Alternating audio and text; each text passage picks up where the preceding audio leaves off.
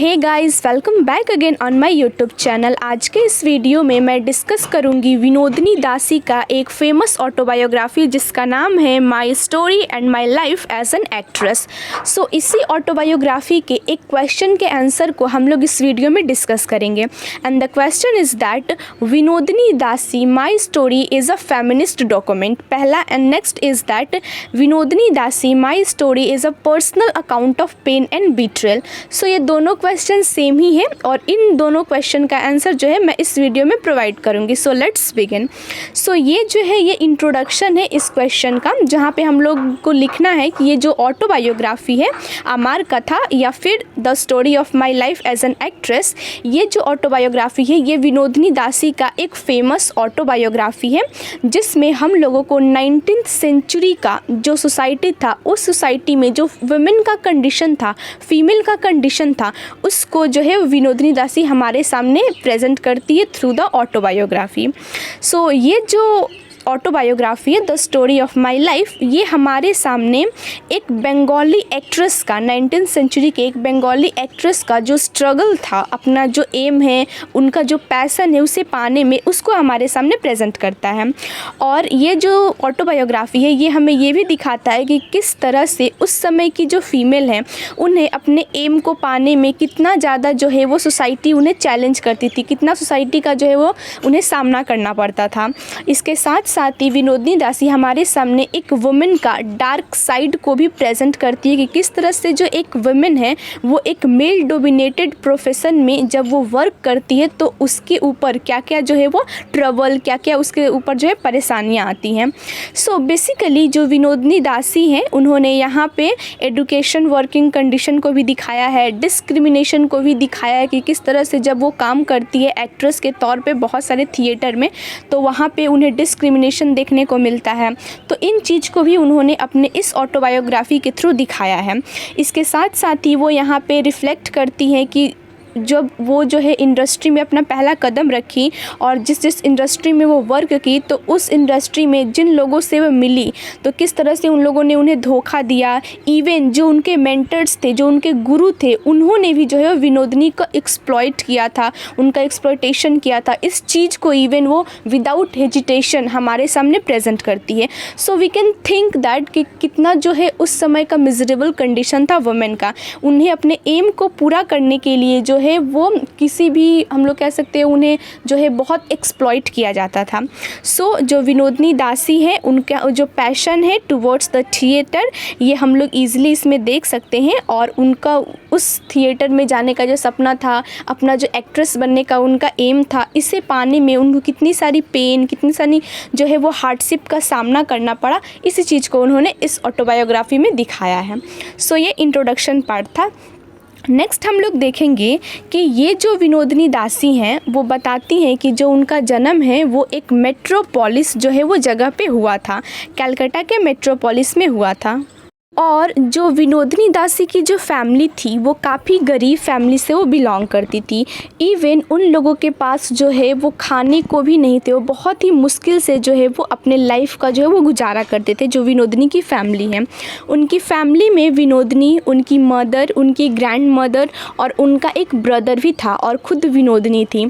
तो जो विनोदिनी का भाई है उसका एज जो है वो बहुत कम एज में ही वो पैंडमिक की वजह से उसका डेथ हो गया था।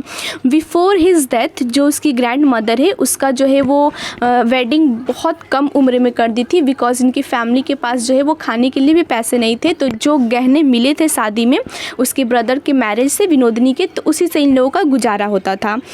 इसके अलावे भी विनोदिनी की जो ग्रैंड मदर है उनका खुद का अपना एक घर था जो कि हाउस नंबर 145 है और कर्नावलिस स्ट्रीट पे वो सिचुएटेड था, जो कि खुद विनोदिनी का भी वो उसकी हकदार थी वो।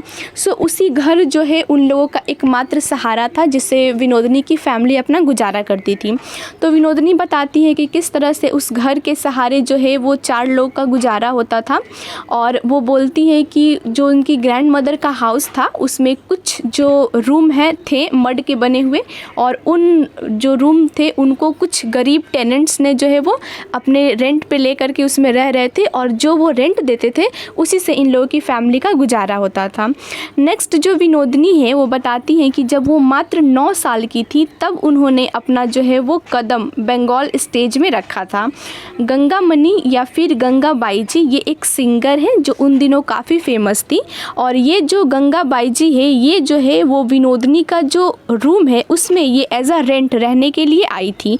तो जो विनोदनी की ग्रैंड मदर है उन्होंने क्या किया कि विनोदनी को उनके पास सिंगिंग सीखने के लिए भेजने लगे कि वो भी जो है उनसे सिंगिंग सीख सके, और विनोदनी तब क्या करने लगी, गंगाबाई जी से सिंगिंग जो है वो सीखने लगी। तो जो गंगाबाई जी है वो उनके पास जो है वो 2 लोग आते थे, जिनमें एक का नाम है पूर्णाचंद्र मुखोपाध्याय और दूसरे का नाम है ब्रजनाथ सेठ। ये दोनों जो है वो सिंगिंग सुनने के लिए विनोदनी के घर में जो रहती थी गंगामणि उसके पास आते थे। तो जब उन्होंने विनोदनी को देखा कि ये भी जो है वो अच्छा एक्ट्रेस बन सकती है, तो उन्होंने विनोदनी के ग्रैंड मदर से कहा इस बारे में कि आप इसे जो है वो थिएटर में भेज सकती हैं। तो जो विनोदनी की ग्रैंड मदर है वो राज़ी हो जाती है और उसे परमिशन दे देती है विनोदनी को थिएटर में जाने की। तब जो पूर्णचंद्र है उन्होंने जो है वो विनोदनी को थिएटर के काम में लगा दिया।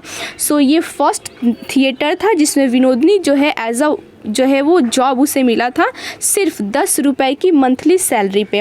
सो ये शॉर्ट क्वेश्चन में भी पूछता है कि विनोदनी ने जो है वो सबसे पहला कौन सा थिएटर को ज्वाइन किया था। सो वी रिमेंबर उसने जो है वो सबसे पहला ग्रेट नेशनल थिएटर को ज्वाइन किया था। इसके बाद जो है ये इतना लॉन्ग कोटेशन दिया हुआ है, तो ये जो कोटेशन है I was the daughter of poor people, ये आप अपने आंसर में जो है वो यूज़ कर सकते हैं, इससे आपको मार्क्स गेन करने में हेल्प मिलेगा। सो नेक्स्ट जो है वो विनोदनी हमारे सामने रीडर के सामने इन्फॉर्म करती है कि ये सच है कि जब वो जो है स्टेज में अपना पहला कदम रखी, एक्टिंग के जो है वो वर्ल्ड में अपना पहला कदम रखी थी, तो वो जो कुछ भी उन्हें इंस्ट्रक्शन दिया जाता था वही वो एक्ट करती थी। बट इसके साथ साथ ही वो हर वक्त जो है उसके अंदर ये डिज़ायर रहता था कि वो और अच्छे से परफॉर्म कर सके, और दूसरे एक्ट्रेस है उस समय के टाइम की जो काफ़ी ज़्यादा फेमस है उनके जैसा वो जो है वो बनना चाहती थी। उसके माइंड में जो है वो कॉन्स्टेंटली जो है अपने एक्टिंग का जो परफॉर्मेंस रहता था वो हर वक्त इन्वॉल्व रहता था, और उससे वो बहुत बेहतर करने की सोच में हमेशा लगी रहती थी।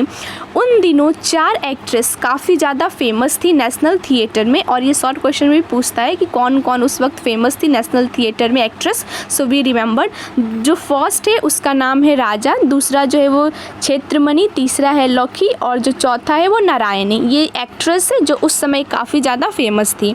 जो राजा हैं वो विनोदनी से काफ़ी ज़्यादा हम लोग कह सकते हैं सिंपैथेटिक थी, और वो मोस्ट इम्पॉर्टेंट एक्ट्रेस रही उस समय की, जिन्होंने जो है वो विनोदनी को जब वो फर्स्ट टाइम आई थी एक्टिंग के वर्ल्ड में तो उसे 2 शॉर्ट स्लिप प्रिंटेड ब्लाउज जो है वो गिफ्ट की थी, क्योंकि विनोदनी यू नो दैट कि वो पुअर फैमिली से बिलोंग करती है, तो विंटर के टाइम में उसके जो है वो कपड़े थे वो काफ़ी जो है वो पतले थे, जिसकी वजह से उसे ठंड लगती थी। इसीलिए ये देख करके जो है वो जो राजा है उन्होंने उन्हें जो है वो ब्लाउज़ गिफ्ट किया था।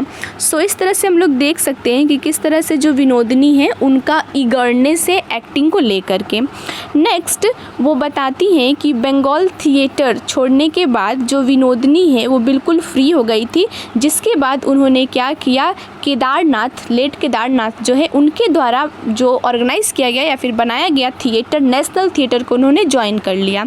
विनोदनी फिर अपना जो करियर है वो नेशनल थिएटर में स्टार्ट कर दी under the respected mentors Girish Babu महाशय। तो गिरीश महाशय जो है उनके लीडरशिप में उन्होंने इस नेशनल थिएटर में वर्क करना स्टार्ट किया। अपने अर्ली यूथ के शुरुआती दौर में ये इनका बेस्ट ईयर रहा अपनी लाइफ का, जब वो गिरीश चंद्र के गाइडेंस में अपना परफॉर्मेंस और एक्टिंग जो है वो करती थी। और फिर उसके बाद ये क्वोटेशन है नेशनल थिएटर का, इसे आप लोग जो है अपने आंसर में मस्टली जो है वो यूज़ करिएगा। नेक्स्ट वो बताती हैं कि जो नेशनल थिएटर है जब वो ज्वाइन की उस वक्त नेशनल थिएटर काफ़ी बैड टाइम से गुजर रहा था, और थोड़े ही समय में जो थिएटर है वो फिर से जो है वो एक मरवाड़ी बिजनेसमैन के हाथों में चला गया, क्योंकि वो ख़राब चल रहा था तो उसे उन्होंने बेच दिया, जो इसके पहले जो है वो ओनर थे। और इसे ख़रीद किसने लिया, तो एक बिजनेसमैन जिनका नाम है प्रताप चंद्र जौहरे, ये नए ओनर बन गए नेशनल थिएटर के। The good place had all been stage already and were now old, new place that were worth producing were not to be found. So जितने सारे भी जो अच्छे अच्छे प्ले थे वो ऑलरेडी स्टेज हो चुके थे, जिसकी वजह से थोड़े से दिनों में ही क्या हुआ कि जो ये थिएटर है वो काफ़ी फेमस हो गया। Girish Chand, as I have already told you, he was the mentor of Vinodini Dasi. So इन्होंने जो है वो माया तरु एक स्मॉल गीति नाट्य है इसे लिखा था, और इसे ये लोग पहली बार जो है इस गीति नाट्य को परफॉर्म किए थे, जो काफ़ी ज़्यादा जो है वो फेमस हो गया। और कुछ ही रात में जो ऑडियंस है उनका भीड़ इस थिएटर में बढ़ने लगा, और ये जो गीति नाट्य है वो ऑडियंस को काफ़ी ज़्यादा अट्रैक्टेड किया था, जहाँ पे जो विनोदनी है उन्होंने जो है काफ़ी बेस्ट परफॉर्मेंस दी थी, एज वेल एज जो गिरीश चंद्र है उन्होंने भी जो है वो काफ़ी अपना बेस्ट परफॉर्मेंस दिया था। इनके इस परफॉर्मेंस को देख करके जो है एक लेट शंभू चंद्र जो मुखोपाध्याय है उन्होंने विनोदनी के बारे में लिखा कि विनोदनी वॉज सिंपली चार्मिंग।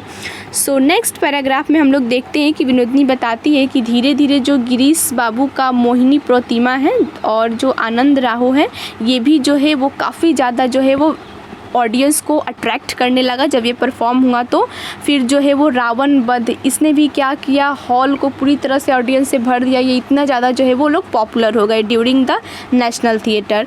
और जितनी सारे भी जो अप स्टेयर की सीट होती थी वो पूरा दिन प्रतिदिन बढ़ते जा रही थी। जो रिच लोग थे और जितने सारे भी जो लोग थे वो इनके परफॉर्मेंस को देखने के लिए नेशनल थिएटर में आ करके घंटों घंटों लाइन में खड़े रह करके जो है वो टिकट खरीदते थे ताकि इनका जो है वो शो देख सकें। सो इस तरह से हम लोग देख सकते हैं कि ये नेशनल थिएटर का जब विनोदनी ने ज्वाइन किया ये एक एक्स्ट्रा ऑर्डिनरी सक्सेस था जो प्रताप चंद्र के अंडर में जो है इन्होंने हासिल किया था। तो ओनर थे नेशनल थिएटर के प्रताप चंद्र, उन्होंने भी जो है वो इस लोगों का काफ़ी ज़्यादा जो है सक्सेस पर तारीफ़ किया था। सो यहाँ हम लोग देख सकते हैं कि फिर उन लोगों ने एक नया जो है वो प्ले परफॉर्म किया जिसका नाम था सीता और बनवास, यानी कि द एग्जाइल ऑफ सीता। और इस तरह से जो थिएटर है उसका नाम दूर दूर तक फैल गया, और इसके साथ साथ ही जो विनोदनी दासी है उनका भी काफ़ी नाम दूर दूर तक फैल गया एज अ बेस्ट एक्ट्रेस। सो इस तरह से हम लोग कह सकते हैं कि जो Vinodini at the beginning of his life कितनी पुअर थी, उनकी लाइफ कितनी मिजरेबल थी, और किस तरह से वो स्ट्रगल करके जो है ये मुकाम हासिल करती है कि वो जो है वो नेशनल थिएटर की जो है एक बहुत ही फेमस एक्ट्रेस बन जाती है। सो इस बीच उन्होंने बहुत सारा स्ट्रगल किया, अपने ब्रदर को खोया, एज वेल एज वो एक्सप्लॉइट की गई अपने मेंटर गिरीश चंद्र के द्वारा। सो बहुत सारे सफरिंग प्रॉब्लम्स को जो है हार्डशिप को जो है वो पार करके जो है वो अपना जो उनका पैशन था वो उसे जो है वो हासिल करती है। सो इसको हम लोग एक फेमिनिस्ट ऑटोबायोग्राफी भी कंसिडर कर सकते हैं और एक जो है डॉक्यूमेंट भी मान सकते हैं पेन एंड सफरिंग का, जो कि विनोदनी दासी का है। सो आई होप आप लोगों को इस क्वेश्चन का आंसर इजीली समझ में आ गया होगा। और किसी और का आंसर चाहिए तो कमेंट करिए, मैं इसको प्रोवाइड करने की कोशिश करूँगी। थैंक यू, मिलते हैं।